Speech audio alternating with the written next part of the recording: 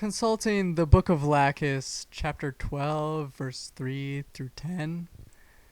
And then God's only son, Kira Yamato, descended from space and brought freedom to all who opposed him. Along with him rode Infinite Justice, who did very little except transform a lot and confuse the plot. From the earth came the great demon Shin, who, having committed the sin of letting his entire family die by collateral damage, must wander the earth trying to defeat Mecha Christ and his legion of previous cast members. So say we all. So say we all. Welcome to the first part of the Gundam Seed Destiny review series. I'm still Nick Izumi. With me is Arcemise. So we started this movie, and as our little quote suggests, the first Seed Destiny movie starts out in the most pretentious way possible, with Athrun quoting the Book of Genesis. I'm not entirely sure why they decided to go with this route, but we're introduced to the characters through various montages. Athrun is still with Kigali. They go to this colony called Armory 1, which belongs to Zaft. And almost as soon as they get there, they meet the Prime Minister and see a Zeon Heat Hawk. That'll be another segment that we talk about is our Zeon suit of the week. But it jumps us right in pretty much like where the series starts us off with these new Gundams that were developed in secret, of course. Of course. Being stolen by bad guys. Because no one puts a lock on these stupid things. Seriously, they push a button to turn it on. There isn't even a key. It's not even like in the first Gundam Seed where the coordinators had to at least like reprogram the Gundam. Literally, they just jump in, start them up, and just start raising hell. Yeah. But this also, Athrun's running around with Kigali, mostly dodging debris and stray shots. This is also when we get our introduction to our new, hopefully main character, Shin. Shin has a bombastically cool opening. We finally have a Gundam pilot who didn't just happen to find the Gundam, so he fights well. Ridiculously well. He's armed with swords and beams, and he uses both to the fullest of their potential, usually doing both at the same time, like chucking his sword while shooting at another one. He goes into a fight against 3 other Gundams, and anyone who's ever played any of the video games knows just how hard those fights are. And he's a very skilled pilot, and he's a really interesting character.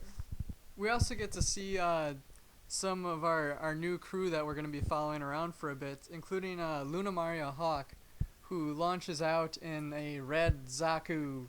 But this is not 3 times faster. It just breaks down 3 times as fast. The poor girl. It literally did. They were flying after these guys that stole the Gundams, and all of a sudden the rocket boosters on her back just broke. It just stops. It She just can't stops. even She doesn't do get anything. shot. She just stops working. Kind of feel bad for her for that. But she wears the cheerleader skirt, so... Yeah, she looks really professional. We also meet Reza Barl, who looks a lot like Raul Crusay. He pilots a white Zaku. And we really don't know much about him other than he looks like Raul Crusay and he pilots a white Zaku. That is something, is you kind of stinted character introductions. I think they really expected you to know the characters already. They Focus a lot on the characters who were in the last Seed. Now, if you've seen Seed, you'll be comfortable with Athrun and Kigali, but the new characters are just kind of chucked in there. You don't really get a chance to figure out who they are. But I mean, the battle here is really intense, and then but the 3 Gundams still manage to escape, and this ship comes out of Cloak, totally out of nowhere, and it also kind of leaves totally out of nowhere. We don't really see it much after that. And this mysterious masked man with a mullet, who's not full frontal. No, he is not. It's not even Broshar. Roanoke is his name? Yeah, Neo Roanoke. I don't think they actually say it in the movie. So you're mostly just left. Who is that guy? Who is this guy in the mask? Why is he helping out these Gundam pilots? Where did he just go? And then we never see him again. Anyway, so our heroes leave on the spaceship, the Minerva, where we find out that the captain, while being pretty smart, is fracking the president of the colonies. I mean, the chairman of the plant committee, Durandal. And Atherin and Kigali end up escaping with them because the colony's pretty trashed, as usual. Yep. We also find, this is probably more an editing error than anything else, is Atherin is supposedly going under the alias of Alex Dino. He tries pulling a Char so bad. He puts the sunglasses on, hoping no one will recognize him. Doesn't work. Works in Macross. I don't know. Dude, all you need is sunglasses. No one recognizes you. But they just bring up the Prime Minister Durandal just like knows that he's Atherin Zala, the hero of the last war, and son of the former Zaft leader who started the war. The guy who kind of tried genociding the Earth 2 years ago. So it's kind of a revelation to the rest of the crew, sort of, but we actually never hear him called Alex Dino until the scene where it's revealed that he is not Alex Dino. So that was some bad editing on their part. Yeah. We find out that there suddenly the remains of Junia 7, which was a colony from the last series, start propelling towards Earth. And the Zaft ships are taking off to stop it. And when they have the discussion, this is also where we first get to see Shin have a fight with Kagale. And it's implied that Shin has some issues with Orb, but they don't really go into it.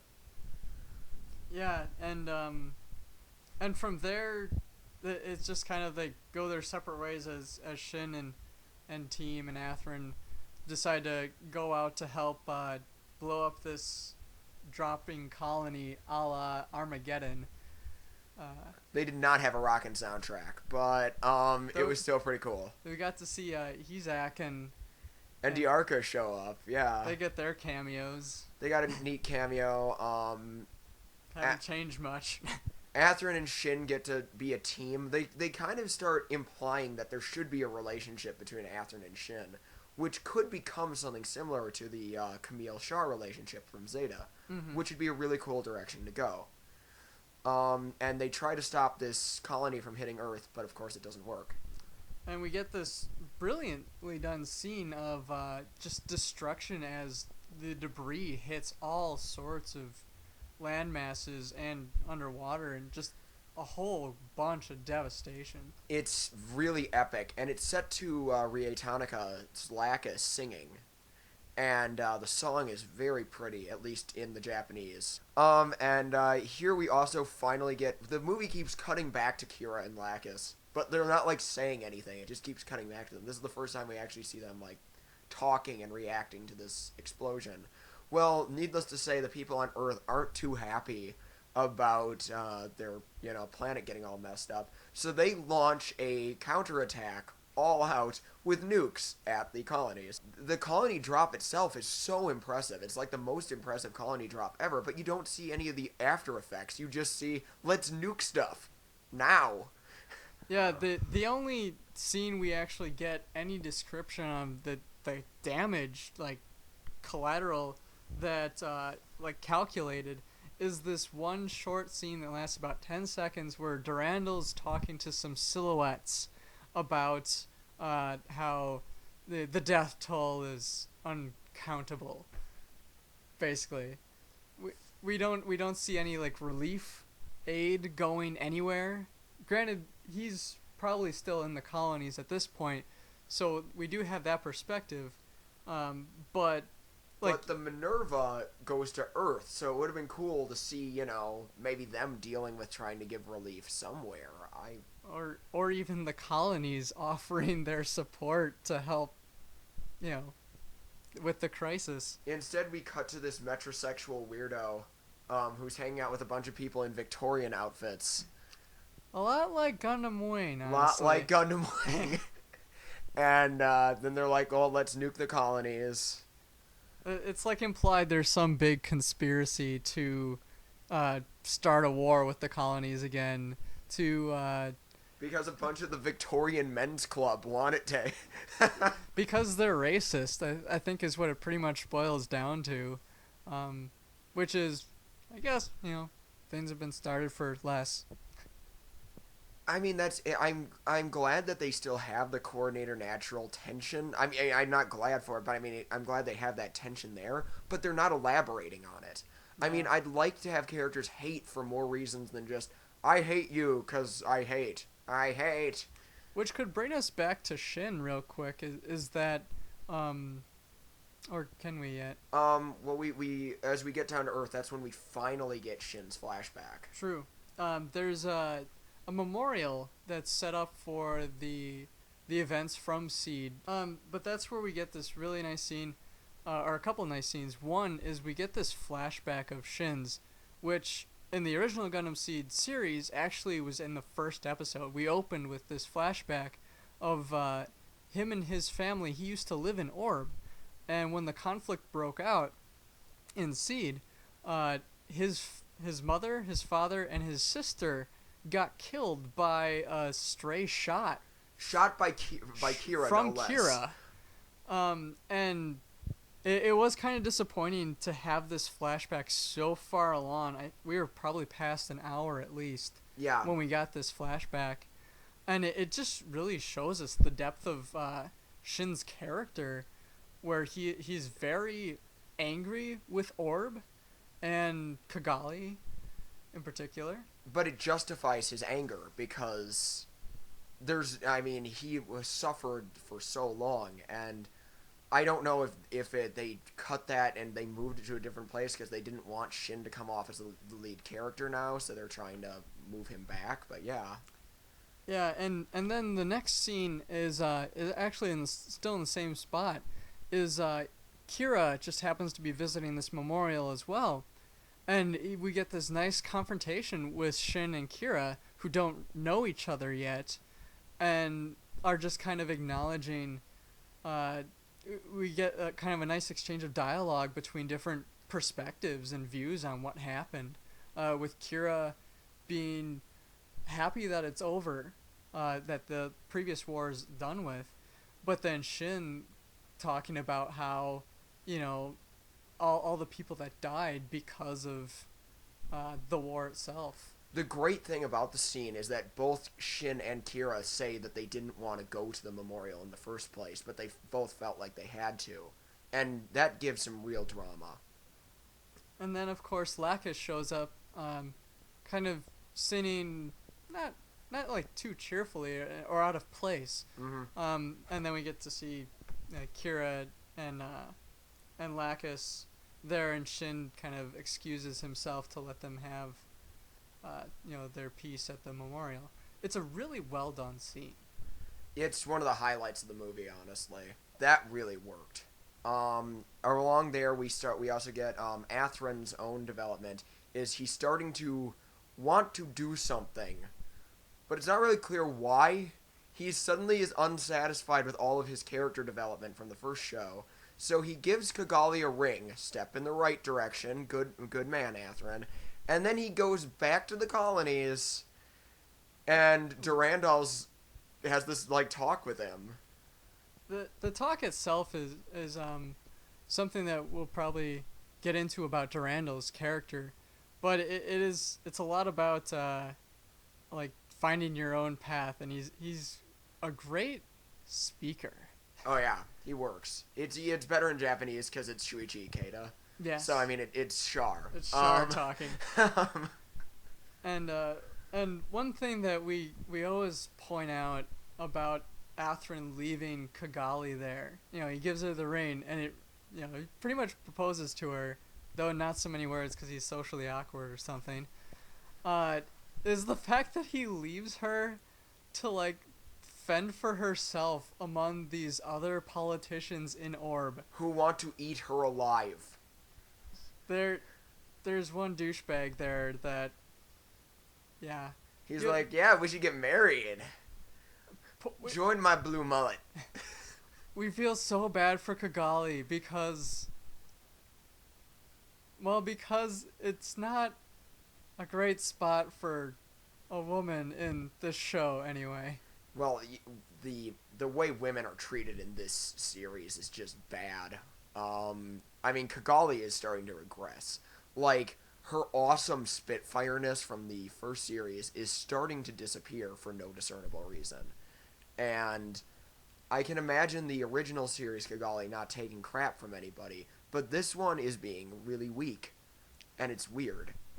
There's a lot of moments where it just seems like she's not paying attention, and the politicians in Orb all of a sudden make all these big political decisions to like ally with the Earth forces that just went on the attack with the nukes. And we've skipped the part, but those guys like pretty much got totally wiped out. Yeah, the battle ends. They managed to push them back with the help of a big BFG and TM Revolution's Orange Zaku. Yeah. And then we kind of, Athrun has his conversation with Durandal, which is more just kind of Durandal kind of messing with his head. Athrun's having a lot of problems with being under his father's shadow yet, like it's still haunting him, that the actions of his father are still causing problems for him now, which is 2 years after the fact. And Durandal's all like, hey, you can forge your own path. Hey, look, I've got a Gundam, and it's in your colors, and it's even got the same head you like on your Gundams. We totally want Athrun to say, can I call you Dad? Yeah, we're waiting for Athrun to be like, are you my daddy now? And then he's like, no.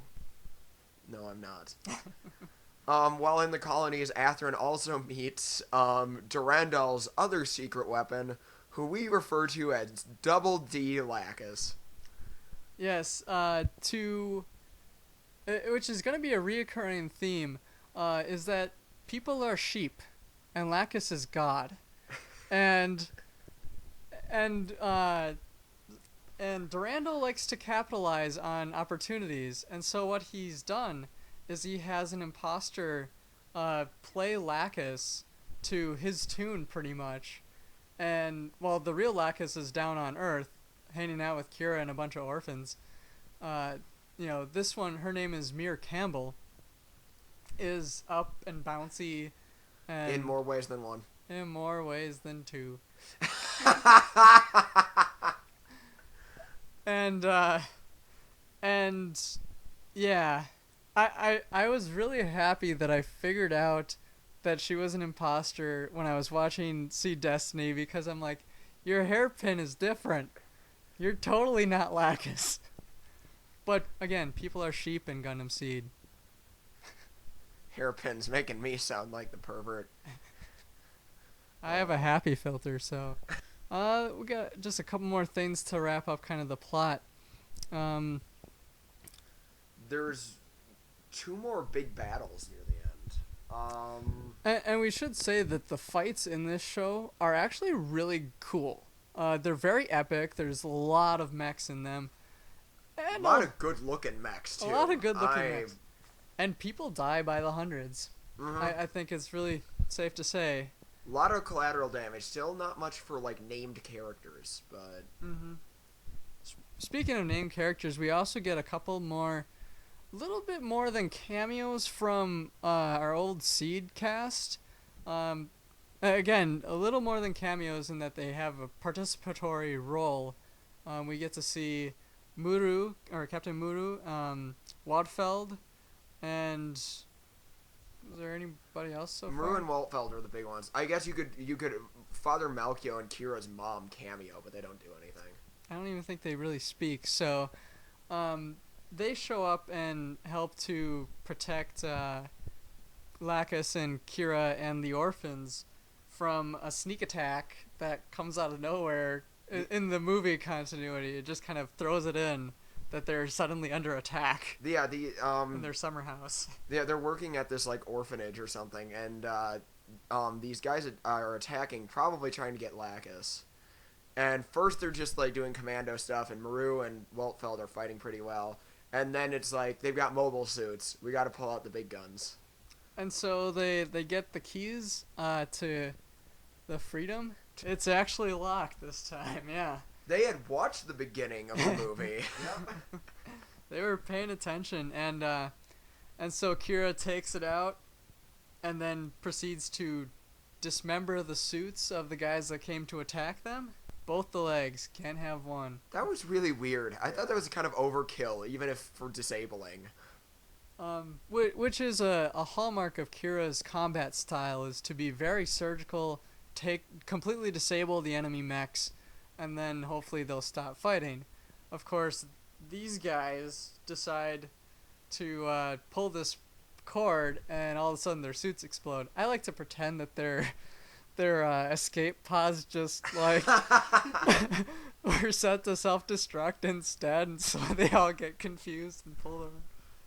I don't know. So we got that, and then Shin also gets one last battle with this fun, goofy-looking mobile armor that reminded me of like something from classic Gundam, and I thought that was fine. So that fight was pretty neat too. Mm-hmm. And the movie ends with Kira and Lacus reflecting on the war coming home, literally, while meanwhile Shin is greeted by his fellow pilots, and Atherin decides to take the Savior Gundam and join up with Zaft again. Yeah. And I think that's pretty much our summary of the plot. We did have a couple more points to make on things we noticed. One of which is the crew of the Minerva is a surprisingly young crew. I'm talking like they're all like 15-year-olds except for about 6 adults on the entire ship. Now in Seed, this made sense because, like the original Gundam, with White Base, all these teenagers ended up on the ship because the colony was under attack, and then they just ended up volunteering. But these people we're supposed to believe were actually enlisted in the military and have received proper training. Yeah, it's just surprising that they're so young, and even the mechanics like 13. Yeah. And there's we were talking about Battlestar Galactica earlier. There's no CAG, which is the commander of the air group, so there's no one that actually leads their suits into battle, with the exception of Shin goes out first and beats up a bunch of people in the most impractical way possible. The core block system has not been this abused since Victory Gundam. Yeah, it comes out in 3 parts, all flying, and then he has to connect in the air.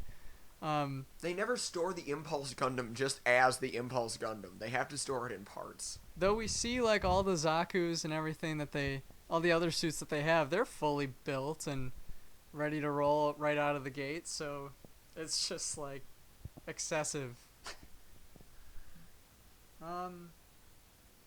We also, going back to some of the other characters, is Luna Maria Hawk. I know we ripped on her a little bit earlier, and we have some problems with her character in general, but apparently this movie does too.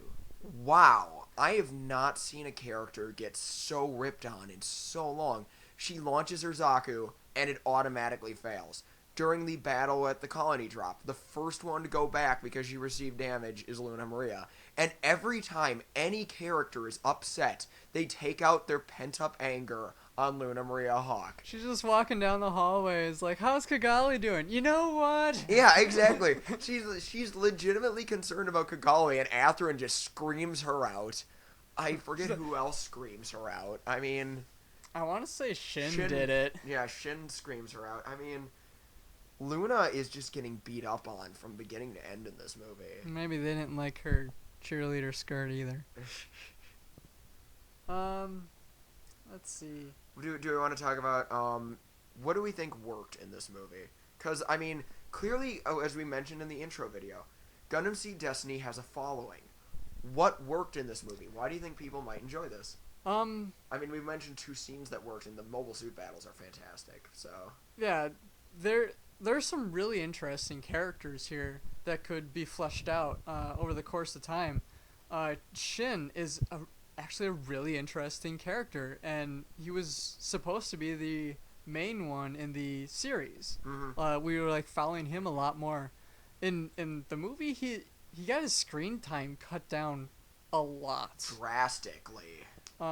Which kind of sucked, honestly, because he's a much more interesting character than Athrun regressing. And that's what most of the movie is. They do focus on Athrun, but he's not really being a protagonist because he's just whining and just wandering around listening to people talk to him. Yeah, the things that are working in this first one is that our old cast is still kind of the old cast in the background.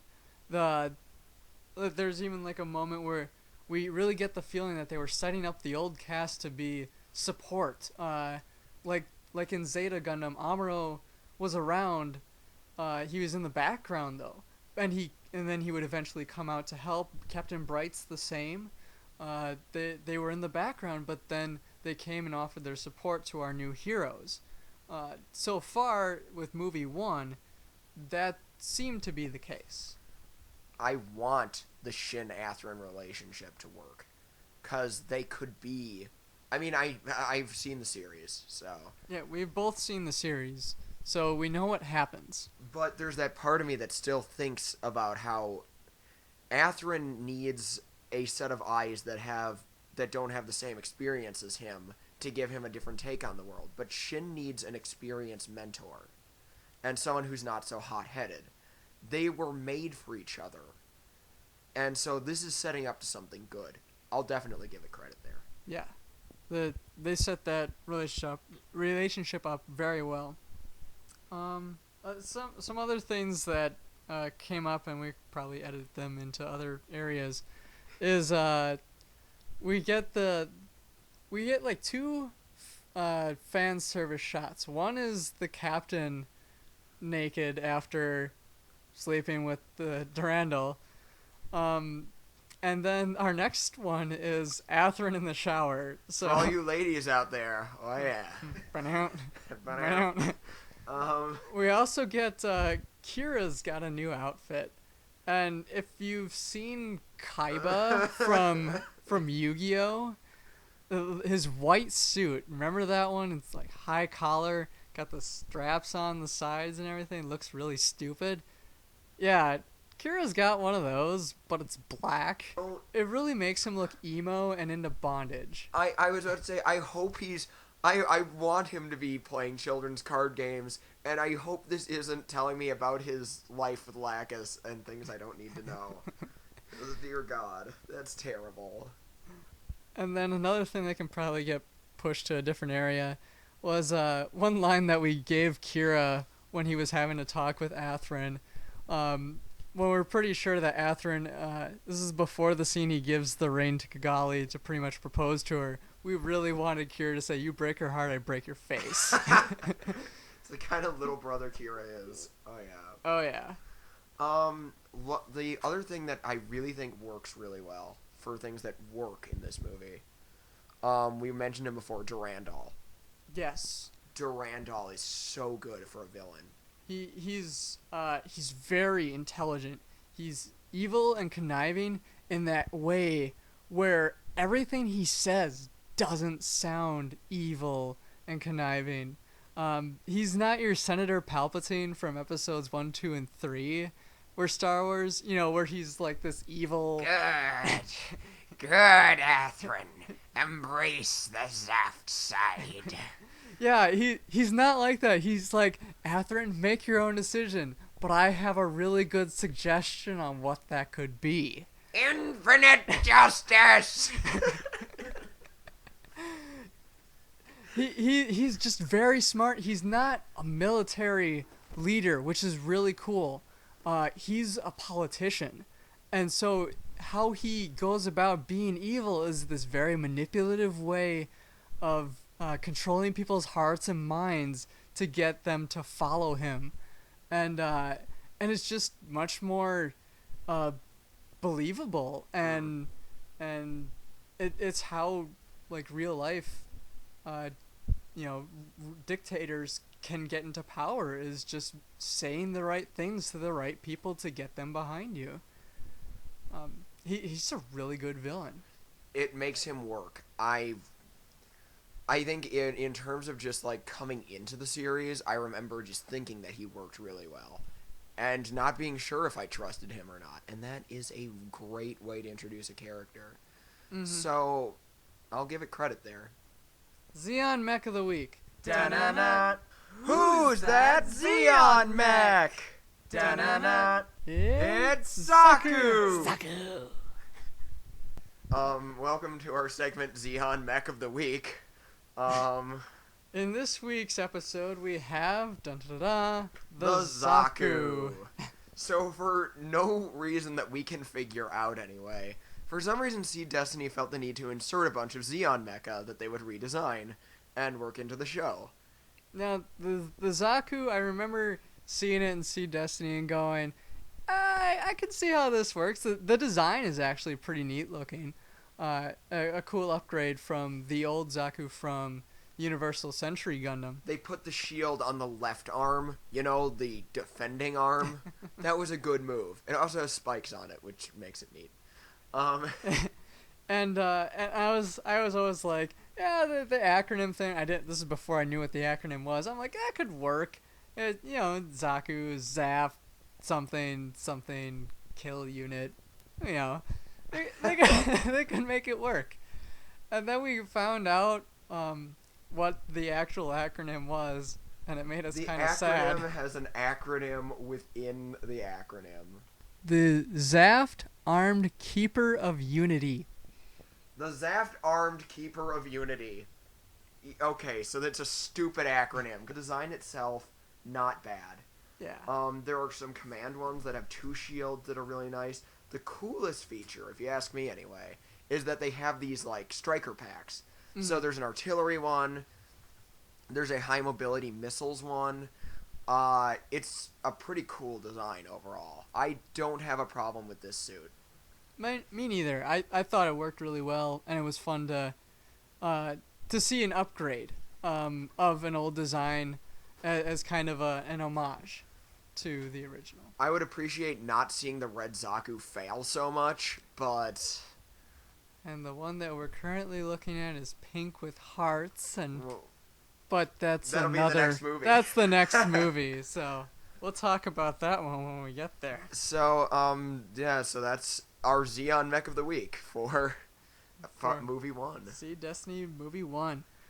And our next segment is called Signs of the Apocalypse. During this, we're going to be talking about where despite the parts that work, where there are signs that things aren't going well behind the scenes. The first of which is our villain characters that stole the Gundams at the very beginning of the movie. And then we never see them again.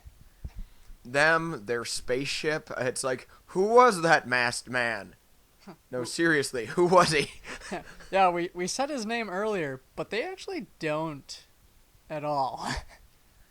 Yeah, the 3 stolen Gundams don't even come into play. It was, if anything could have been cut, I almost feel like they could have been, and I don't know how much it would actually affect the story at this point.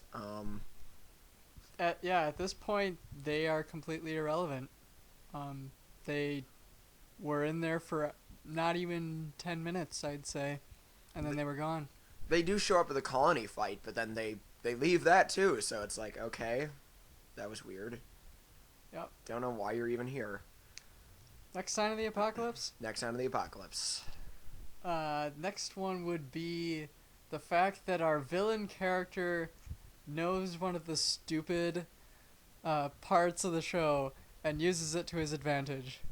Yeah, so Durandal points out that everyone's going to listen to Lacus. No, seriously. He says everyone's stupid and they're just going to listen to Lacus. Whether it's the real one or not. And so he sends in Mir. Now, granted, he's smart enough that he was probably the person who sent the people to kill Lacus, but still, I mean... Should have known that Kira was there. He's pointing out what's going to be his downfall. That's the really sad thing. Well, let's see. For me, big one, is just the way that, the new characters were handled.